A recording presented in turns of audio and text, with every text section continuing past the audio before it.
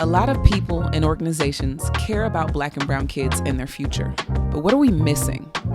Welcome to the Road to Ambition podcast. In every episode, we're exploring a new angle on what our teens need to thrive in college, career, and in life. We're on a mission to turn every teen's smartphone into a device that guides them towards personal transformation and truly thriving. Join our founder, Remy Shabomahin, along with others, as we delve into the journey of ambition and share insights on making a meaningful impact on Black and brown teens. Thanks for joining us. Hey, Remy, it's good to be with you again. Last episode, we got to really explore kind of the origin story of you and Dimitrik and Ambition Angels. And what I thought we could do in this episode is still think through the lens of why are you doing what you're doing? Why are you doing this work? And I think the more I do youth development work, the more I realize that I am trying to do for kids two things. One, what I wish I had. That's a huge driver for me. And then secondly, I'm also trying to give them what I did get. So this is a very personal work. And yet, if we just look through the lens of your story and why you're doing what you're doing, I think we might miss out on some of the other issues that are impacting kids. And if you're listening to this, I know you care about kids. That's why you're listening to this.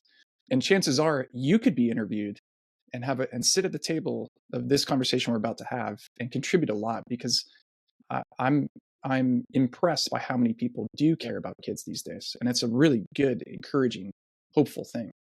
But what I thought we could do is I'd love to hear from you when it comes to the problems that are facing kids today. And we're not going to go necessarily through like this real academic tour, but I want to know like what you're seeing. What are the issues that are front and center for kids today? So maybe kick us off of just what's currently an itch that you're trying to scratch. What's currently top of mind for issues that kids have?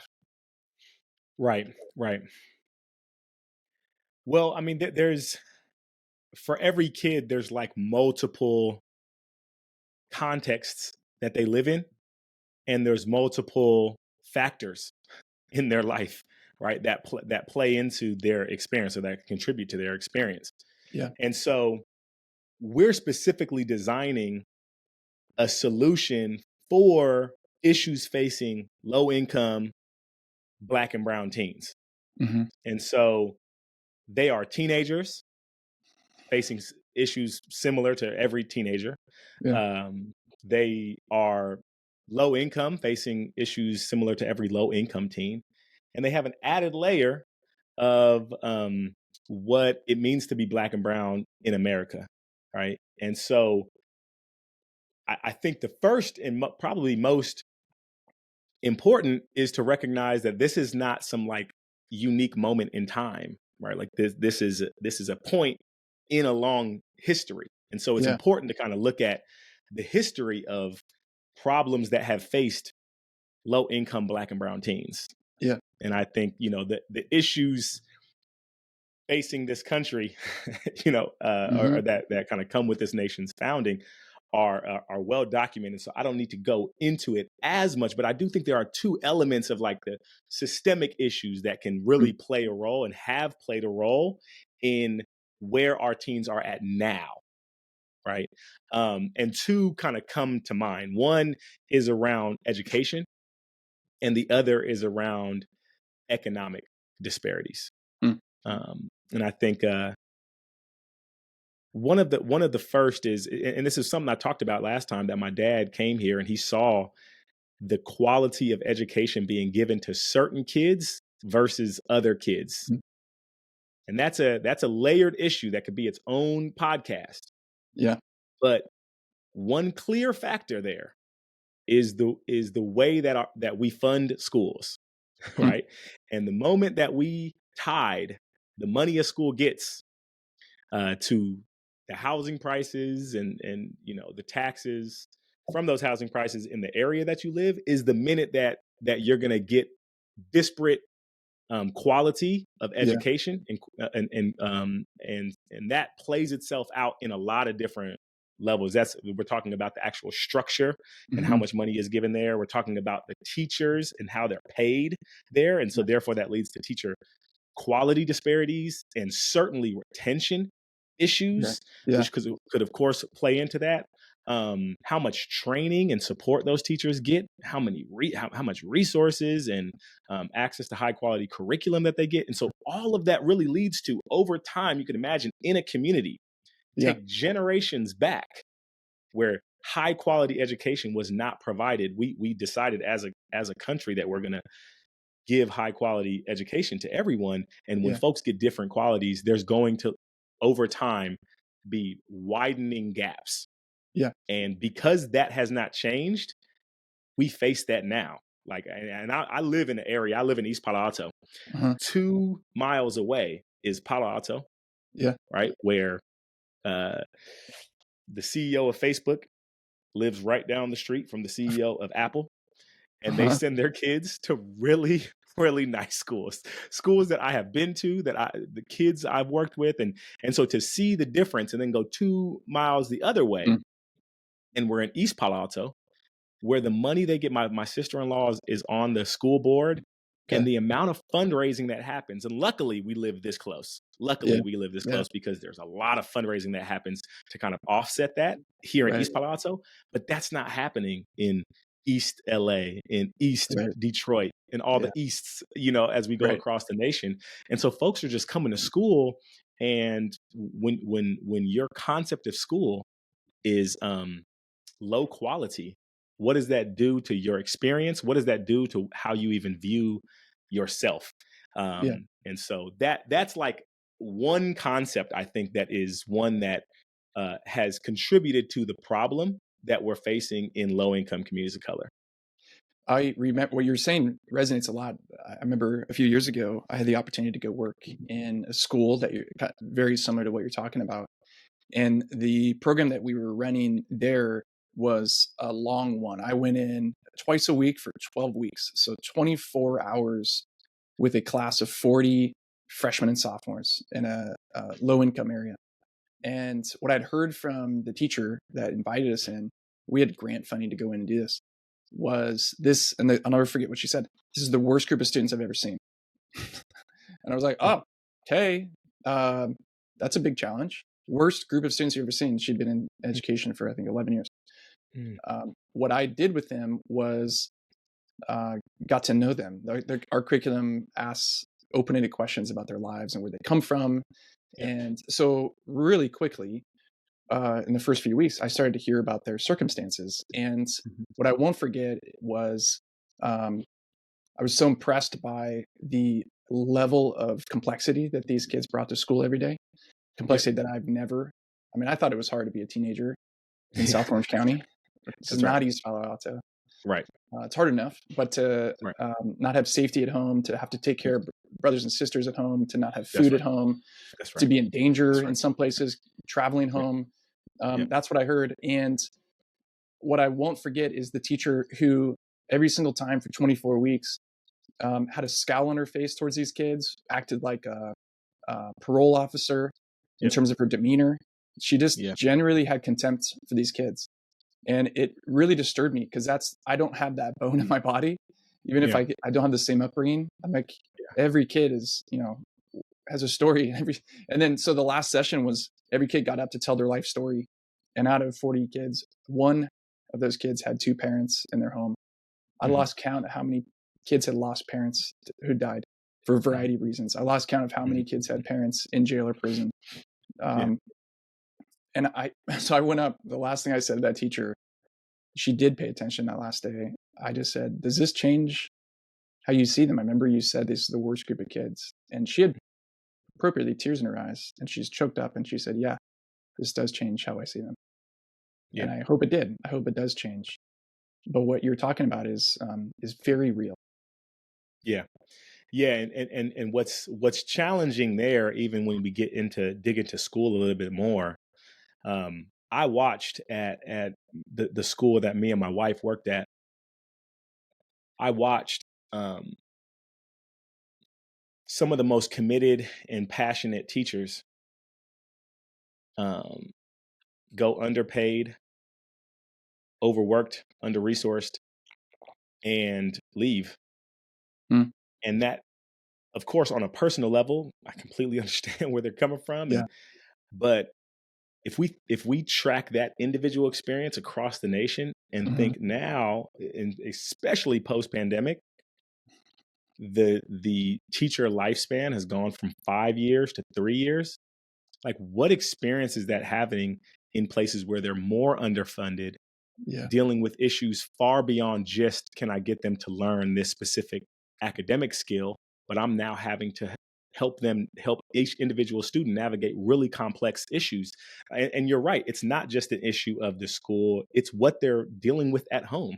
I had a student literally just the other day tell me that he came to this after school program that my wife and I run. Uh-huh. And he was coming, I was asking him why he's coming, and he's like, honestly, it's for the food.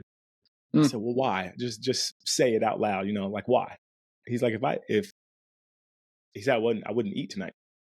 Mm. And so when you're thinking, okay, he's a kid. Yeah. How is he supposed to eat? Parents. Mhm. Okay, parents are here in this rising, the cost of living is, granted, I live in the Bay Area and it's like Yeah. a unicorn, but Yeah. this is across the nation. Right. Prices and cost of living is Mhm. growing, and low income is not rising. Yeah. They're still Yeah. low income, but everything costs more. Yeah. Kids suffer, so Yeah. kids suffer, the lack of access to quality housing, the lack of access to quality healthcare, lack of access to jobs, food Mhm. insecurity. The kids are now dealing with layers of issues Yeah. that have been passed down generation to generation. And so they rightfully so, can end up feeling like maybe Mm. this country is not a place that I can thrive. Yeah. Maybe the best I can do is just get a good job. And so what has always bothered me, and I do get this from my dad, is seeing kids who don't see their own potential. Like, that Mm. probably is the thing that drives me the most. I'm like, no, Okay. you actually can. Yeah. Regardless of where you come, you actually can. Yeah. I know all the issues. I get it. But let Right. me equip you with the skills and tools you need to navigate these issues that are far beyond your ability to solve right now, that go way deeper into history before you were even here. Yeah. So Yeah. these are some of the issues, and I want them to know. And this is not an element of, like, when I talk to kids, and what we're hopefully trying to build is not something to say, these systemic issues are here to stay. Mhm. No, we can fight them, we can change them, and we should. Yeah. But that's a long process. It took a long Yeah. time to build them. It's going to take a long time to Right. undo a lot of that. In the meantime, Yeah. In the right, meantime. you're going That's to a need to good figure phrase. out In how the to. meantime. I like that. In the In the meantime, meantime. in Yeah. the meantime, and so I salute. Full respect, Mhm. salute to anybody, and deep respect for anybody doing systems work, because that's Yeah. long-term Yeah. change. But like we're saying, in the meantime, right? And quite frankly, even transitioning into, like, the next problem I think facing teens nowadays is, okay, yes, you're low income, Mhm. you're coming from a low income family and community. There's Mhm. challenges there. Yeah. You Yeah. figure out how to navigate it. Right. As an aside, you figure out how to navigate it, and you become more creative and more Mhm. resilient and stronger. So that's another, but it is a challenge. It's a real challenge. Yeah. The education that you might be getting is slightly different in Mhm. quality than what others who can afford it more and can pay for more are getting.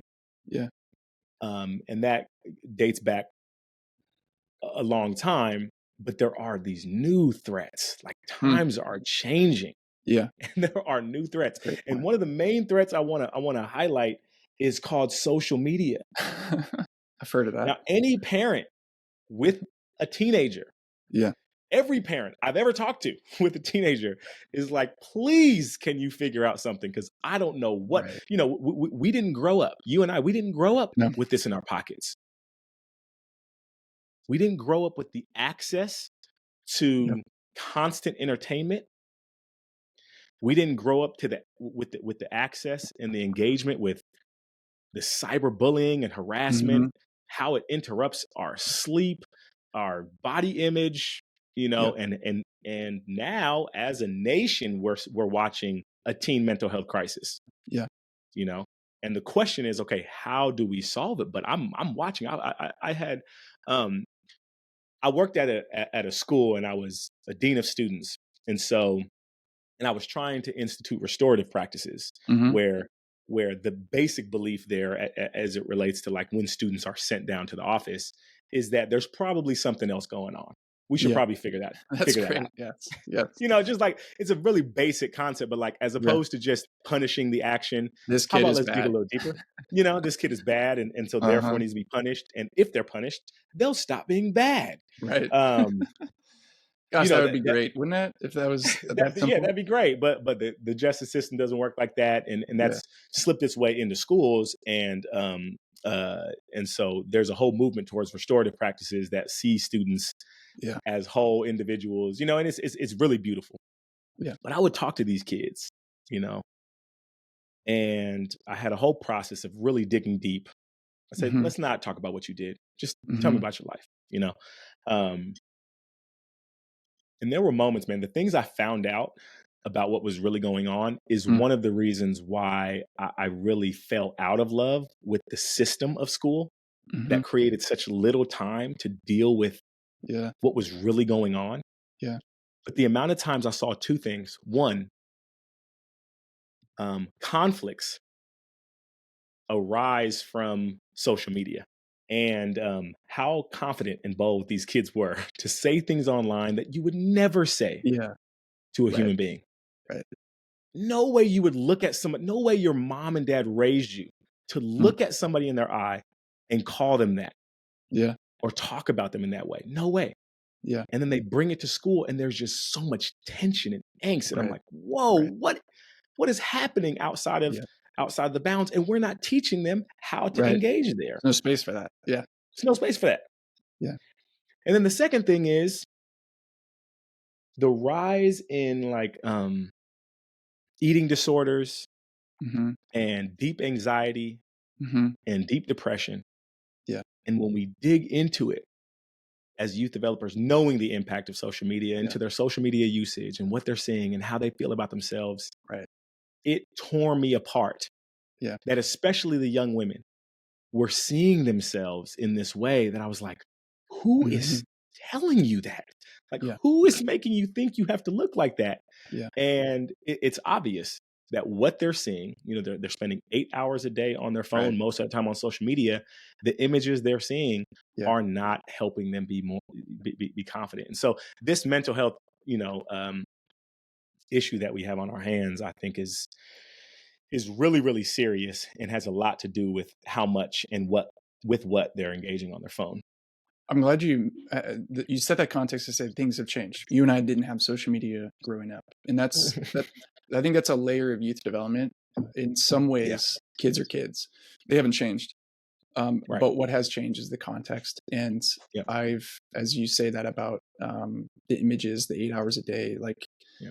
the mirrors that you see. I mean, I think that was true for me as a boy before social media. The mirrors I see are people better looking. I mean, that's just, and those embedded questions in those mirrors are deep and profound. Do I have what it takes? Do I have any value? Will anybody accept me? I'm like, those are actually the questions that are happening as they look in the Yep. mirror. And if what you see are just, to your point, 8 hours a day of images, what we used to, I think, complain about for advertisements, commercials or magazines. Yeah. But that was actually very limited compared to what they see Very limited. now. Not to mention AI and enhanced images and polished. I mean, it's just really extraordinary. So to be able to throw that, exactly, and even access to music. Hmm. Like think about, we used to have to go buy Yeah. a record, you know what I mean? And we couldn't play it until we got home, Yeah. right? For a little bit of time because it was out Yeah. loud. Right. I went into a classroom and a kid had his AirPods in, which is obviously against the rules. Okay, cool. Yep. But instead of like coming at him and just say, take him out, I was just like, you're listening to music. He's like, Yeah. yeah. I said, let me listen. Let me just listen. And I put it in, and I was hearing concepts and words Mm. that I'm positive his mom and dad Yeah. would not have been excited Mhm. about. And I was like, wait, so at the moment you're supposed to be impacted by a positive youth development Mhm. force in your life, Mhm. you are tuning them out and listening to. How is Wow. that forming you? How is Wow. that forming your character? How is that Yeah. forming the way you view yourself, the way you view your team, your classmates? Yeah. You know, no wonder they think we're corny for talking about positive things, you know? And Totally. it's like, again, these have always been issues, but Yeah. these things are just exacerbated now with what is in their pocket, Yeah. right? Yeah. And over 80% of them have iPhones, highly powerful Right. devices that give them Right. access to so No much matter no matter the more than they should filters. have. No matter with no filters, with no Yeah. filters. Yeah. And if your kid Uh, doesn't have it, their friend does. exactly, exactly. And my son and daughter will not have it, and we'll deal with that issue. Yeah. But I also think about like what it's done to their formation of their character Uh-huh. as it relates to their ability to do work, to read long form Mm. things, Yeah. to do hard work. And so Yeah. what is this doing professionally for the next generation of the Yeah. workforce who are literally addicted? Like we're talking about an addiction, right? Yeah. Dopamine hits where you need it. They Yep. can't get off of their phone. Like they can, it would, you know, you take a phone away from away from a Right. teen and see it. Right. It really is like, you know, a real drug. And so what does that do to the fact that they have access to this drug throughout their, I'm curious about how that's going to impact the future workforce. And Yeah. I'm worried about that. I mean, there's so many layers there. And given that context, because I think what you've been teaching me about youth development is youth developers work within the context they're given. And Right. so I think for a time there was maybe a kind of a beacon call to let's get rid of cell phones. Let's get rid Right. of mobile device. Let's lock it Yeah. down. And I think that's been true for every generation. Like, don't let Yeah. the kids listen to Elvis. Like, Yeah. don't let them listen to the Beatles. Like, Yeah. that's kind of maybe the first reaction. But that don't let them watch TV. But now that we're here, um, and given the mirroring of you're not good enough, you don't have what it takes, the way positive voices are drowned out. Yeah. How do you think about this context? Where is your hope? If hope is not just like wishful thinking, hope is Yeah. we're going to do something about this, and I think Yeah. it's going to go better tomorrow than it is today. Where is your hope in the midst of this context? Yeah. I mean, I think that so the dark side of social media and the proliferation of the iPhone is constant access to deformative material. Mm-hmm. And I don't think that's going anywhere. Yeah. So that was not the hopeful answer to give you. Yeah. However, the positive side of that is that we now have access to the next generation of leaders, workers, Yeah. people, citizens. We have access to them at a scale we never have had before. So, I mean, take 1970s, 1960s, a really powerful youth. Let me go even before that. Let's say 1940s, a powerful youth developer who really understood what it meant to live a thriving life and really impacted teens to like start living into that. Yeah. He couldn't spread his message. Hmm. Right? Go 20 years in the future, and because of TV, you have someone like a Martin Luther King, let's say, who Yeah. was able to spread his message beyond his Mm-hmm. community. Yeah. Right? Now you fast forward 40 years, and you take or companies like Earn Your Leisure, who specifically focus on economic empowerment for the Black community, and every Black person I know knows about them and follows them on social media and is getting access to the knowledge now reserved for certain folks. They're democratizing access to that. So I think that there are really powerful ways that this can be a tool. And what we're trying to do as youth developers is say like, hey, let's let's also, yes, we need to be involved in our local community. Yes, we need to know what's happening in our city, in our school districts, and with our individual kids. But can we play a role where we think about the scale opportunity and the reach opportunity, and the dailiness opportunity, and the way that these teens are actually engaging with the world? We can play a role in that. And so I think we're joining hands with a lot of folks. You know, Tech for Good is not, we're not inventing that. There's a lot of people thinking about how can we use the cell phone or technology in general to like drive positive outcomes. But we're trying to play that role as youth developers. What I've seen in the past, and I don't mean to be too critical, but when I hear about Tech for Good and what I've seen has been really light. It's been like, let's make a commercial or an ad, and that'll do it. And it's just, even the Super Bowl had a couple faith-based ads, and I hear people in the faith community. Some are just like, yes, that's we got him because we had a 30-second spot. Yeah. And then on the other side, it's like, what does an ad do? What is one ad in the midst of thousands actually going to do? So what I hear you saying is much more deliberate and intentional in this space of social media and the mobile device. Yeah.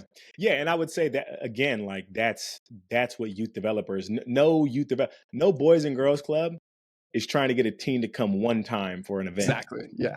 Like, nobody's trying to do it. Yeah. No, you may use those events as a way to draw a lot of people for an experience, but you're trying to be in relationship with them on a consistent basis because you know what you're up against. They're listening to some of these musical artists on a daily. So that they're forming them in one direction. We're trying to be counterformative. And again, it's what every parent is trying to do. It's the dailiness of our platform that I think will be the driving force of its impact. Is not you come on there what happens one day and we blow your mind and now you're changed. Like, no, it's the fact that we can get you to come back every day. And start to feel like that actually is more meaningful than some of the ways that other apps are making you feel. I'm so glad you said that. Like last week, I went into my kids' high school, and led 4 separate assemblies for the freshman class, and I think it went well. And last night, I was given a report about that, and the reason they invited me in was the week before there was the threat of a school shooting by a freshman who was disconnected, allegedly. And so last night, I think what I heard was, we're so happy we got to bring in this outfit called U School and respond. And so they wanted to hear from my perspective. And I tried not to be such a bummer, but I was like, I came in once. Like I don't think I did anything really.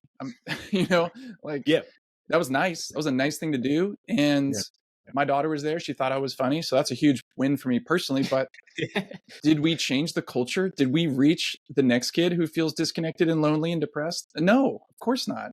So my mirror back at the end of that little presentation was, what are you all going to do next? Because you have options. You can do more.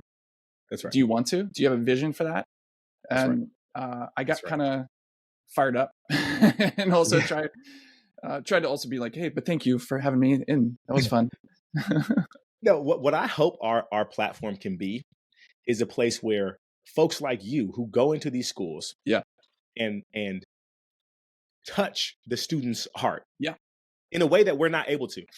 Right. Technology cannot battle a real life human being and real personal connection. Yeah. But when you go in and you connect with them and you share vulnerably and you give them a framework for how they might be able to adapt the way they see themselves in the world and all of this stuff, right? Yeah. Then you're able to leave them with a tool to then continue that development. Yes. That's what we hope we can develop. Like that is the journey when we talk about the road to ambition in this ambition app. Like that's the goal, is how can we come alongside and play a daily role in formation, character formation, a potential formation, right? Because a lot of the way that these teens see themselves, if how you see yourself is based on your experience with school, right, and you attach school to career, Mm-hmm. and you're like, school's not for me. So Mm-hmm. therefore probably career's not for me. Yeah. So what is for me? Mm-hmm. Right. And they start to look in all of these different areas. And again, I Mm-hmm. think that low income teens, if you stack on top of it low income and what they're seeing at home and Yeah. or what they're not seeing at home, and then what they're seeing in the world in terms of how much things cost. And Mm-hmm. now you're telling me that, okay, yeah, maybe I could go to Stanford, but it costs $80,000 a Right. year. Right. Like, how am I supposed to pay for that? It just Yeah. everything just seems so out of reach, you Yeah. know? And so to undo some of Mm-hmm. those thoughts takes a dailiness Yeah. that we're trying to create. Yeah. So as you're listening to this is interesting. I represent U School, and Remy's got ambition, and you're literally watching us connect dots about a model that could be very exciting for people Yep. like me. And there's people that they spend their lives doing the motivational side of things, connecting with kids, bigger events. And there's lots of teachers that do that as well. I Yeah. heard about them last night. Kids talking about teachers that are just absolutely passionate and engaging, and then to offer the tool of ambition that can then go with them into their bedrooms, at home, wherever they are, in the car, the bus. It's with them. That is, we're now onto something that gives me hope that we could not just be a flash in the pan or an exciting moment, Right. but Right. something that could be a foothold into their lives, into their hearts. Right. Exactly. And it really is a both and. Yeah. You know, I worked in the schools, and so I saw my wife was the best teacher I've ever seen Hmm. in person.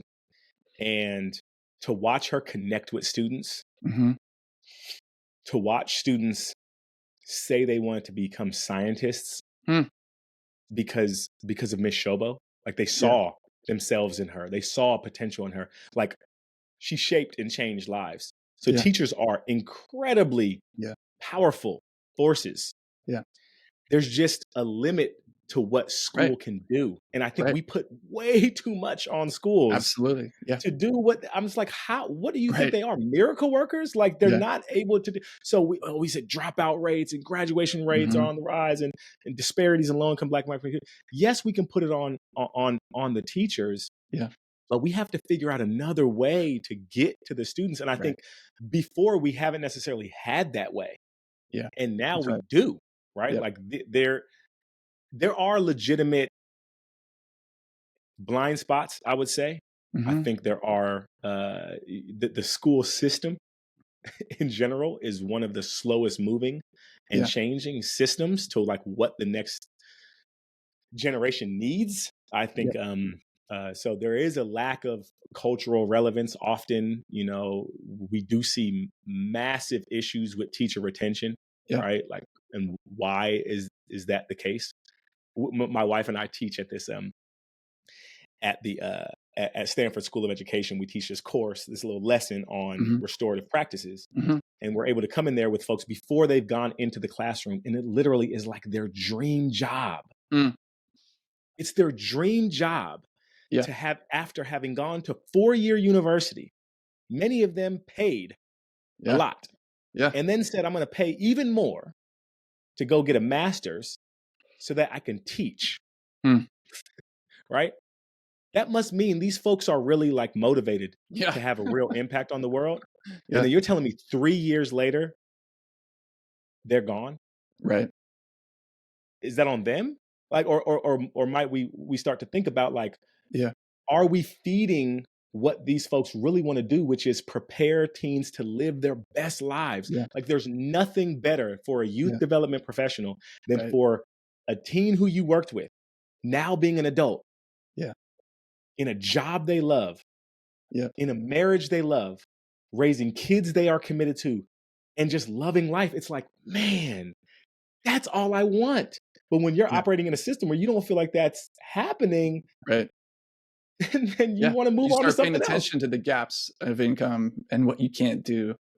And That's right. we got to fix that. And I also hear you saying, let's give them the fuel to keep going. Let's give them the fuel to keep going. And so a lot of times I know as a youth developer, when there's a teen who's motivated, Yeah. who like has an ambition and is trying to work at it, those those are gems, man. Yeah. Like, and can we create more? Can we stoke more of that within the teens, where the teens are starting to look at school as a means to an end, Yeah. college as means to an end, Right. and that end being a thriving, well balanced life, Yeah. right? Which is what we all want for our kids, for any kid we work with. And so I also think, you know, we gotta look at the writing on the wall. And I'm reading this book right now. This book is incredible. Long Life Learning. Hmm. Long life learning, preparing for jobs that don't even exist yet. Hmm. That's cool. Right. And I'll read one piece to you. It says, we must therefore, there's a lot of therefore. So I'm like, we must therefore begin prototyping more flexible reskilling and upskilling pathways for the future. We will have to change our approach and put some teeth into the concept of Hmm. lifelong learning, an idea that has been good in theory, but slow to catch fire. We agree with the concept, but have not moved to change our behavior and invest in the much needed infrastructure for continuous development and advancement. Mm. Like people who have a heart of a learner, students who have a Yeah. heart of a learner, and they view school as just yet another tool to Right. feed their ambition, Yeah. right? But that flame needs to be stoked first. And so the home is a great place for that to happen. Schools, it can happen, but we're Yeah. hoping that ambition can become this kind of ubiquitous tool across American teens where they're starting to feel that excitement when they Yeah. look into the future, right? Yeah. And then they're like, I need to learn, I need to develop. And I think right now the future workforce requires that we do that we start to build out human beings who invest in their humanness, you know, these kind of Yeah. 21st century skills, these quote unquote soft skills. Now they're calling them power skills, you Yeah. know, these skills that are like going to differentiate us from the machines that can do a lot of Right. the automation, the automated tasks. But like, can we start to develop that? And so I think that's always been a gap in schools. I think Yeah. really developing that. And so we can fill in that gap. That's what I really hope that we do is Yeah. fill in that gap. And then together students can have their, you know, intellectual Mm-hmm. mind engaged at Mm-hmm. school, but approach it with something much more foundational in terms of Yeah. their ability to execute. Well, you're taking a huge swing, and Yeah. I love what you're seeing and the dots that you're connecting. And I'm excited about this journey that I get to go on with you, this road to ambition. And in future episodes, we're going to try to unpack more specifically what you're doing, what the tools could look like, because these ideas sound amazing. And I'm sure listeners are like, so what is it? I want to hear it. I want to see it. I want to touch it. Yeah. And I love that you have a very clear perspective on that. And yet you maintain an open-handed humility of, you know, we don't exactly know yet. So what you're going to be listening to is the unfolding, the bumps and the bruises, the ups and the downs of trying to figure this out. But the principles are there. The heart is there. The passion is there. And the need, uncertainly, is there. So thank you for letting us go on this journey with you, the road to ambition. Absolutely. And it's going to require, you know, it's going to require everyone, everyone who cares about this.